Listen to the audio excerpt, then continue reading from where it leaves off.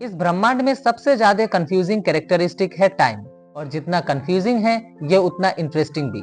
तो चलिए जानते हैं टाइम क्या है। देखा जाए तो टाइम इस ब्रह्मांड का सबसे ज्यादा रहस्यमय चीजों में से एक है, जिसकी फ्लो कभी रुकती नहीं है। आप किसी भी चीज को रोक सकते हो, अपने आप को रोक सकते हो, आप अपने घड़ियों को रोक सकते हो, लेकिन टाइम को कभी नहीं रोक सकते।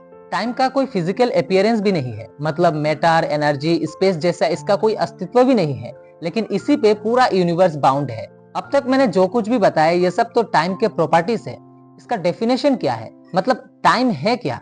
अक्सर हम में से कई सारे लोग घड़ी को ही समय मान लेते हैं, लेकिन घड़ी तो समय को मेजर करने का एक तरीका है। जैसे पुराने जमाने में लोग जब घड़ी नहीं हुआ करती थी, तब समय को मेजर करने के लिए दिन, रात, सूरज, मौसम आदि को देखा करते थे। मतलब इन सब चीजों को देख के वे टाइम को मेजर कर लेते थे, समय का अंदाजा लगा लेते थे। तो घड़ी तो टाइम को मेजर करने का बस एक तरीका हुआ। सबसे पहली बात तो आप अगर इस ब्रह्मांड को देखोगे तो पाओगे कि यहाँ हमेशा कुछ ना कुछ चल ही रहा है, हमेशा चीजें बदल ही रही है, जो कि इरिवर्सिबल है। इसका मतलब जो घटना घट चुकी है उसे हम टाइम में वापस जाके बदल नहीं सकते।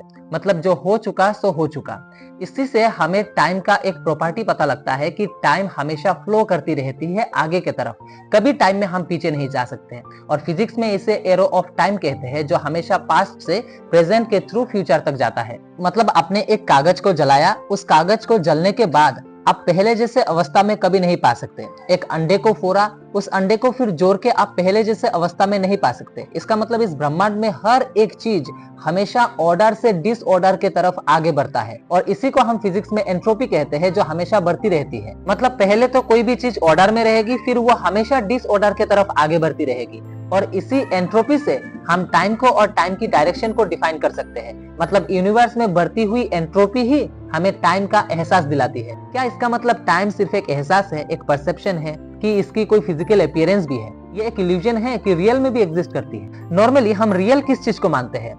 उसी चीज को हम रियल मान लेते हैं जिस चीज को हम अपने सेंस ऑर्गन से एक्सपीरियंस कर पाते हैं। लेकिन साइंस के भाषा में हम रियल उस चीज को ही कहेंगे जो किसी भी एक साइंटिफिक थियरी का पार्ट हो, जिससे हम किसी भी एक फेनोमेना को, एक घटना को डिस्क्राइब कर पाते हैं। फॉर एग्जांपल, जैसे एटॉम्स में मौजूद इलेक्ट्रॉन्स, प्रोटॉन्स या फिर क्वार्क्स वगैरह, इसे हम आंखों से नहीं देख सकते, लेकिन फिर भी ये सब चीजें ब्रह्मांड में हो रहे घटनाओं को अच्छे से डिस्क्राइब कर पाती है। इसी वजह से इन सब चीजों को हम रियल मानते हैं। जबकि हम बात कर रहे हैं टाइम की, तो टाइम के ही मदद से हम आइंस्टाइन के जनरल थ्योरी ऑफ रिलेटिविटी को अच्छे से डिस्क्राइब कर सकते हैं।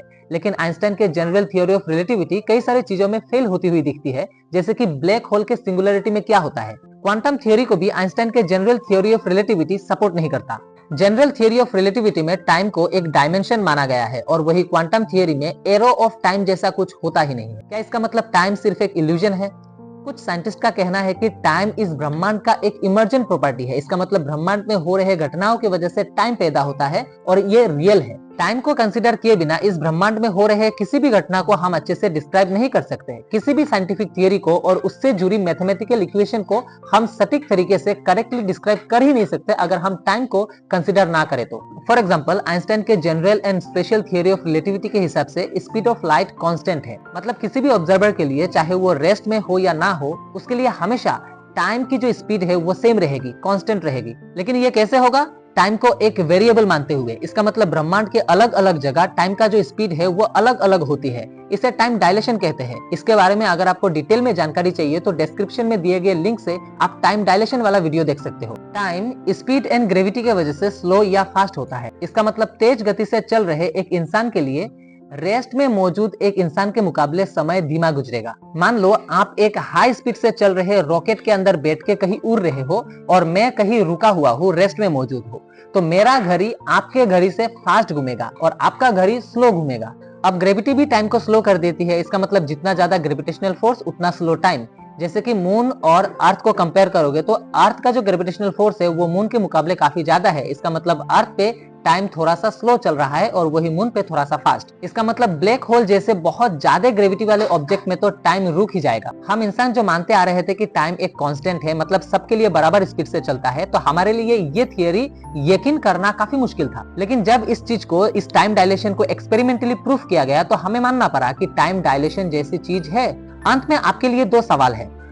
क्या हम कभी स्पीड ऑफ लाइट से ट्रेवल कर पाएंगे? अगर पाएंगे तो कैसे? अगर नहीं तो क्यों? दूसरा, अगर हम स्पीड ऑफ लाइट से ट्रेवल कर पाए तो टाइम के साथ क्या होगा?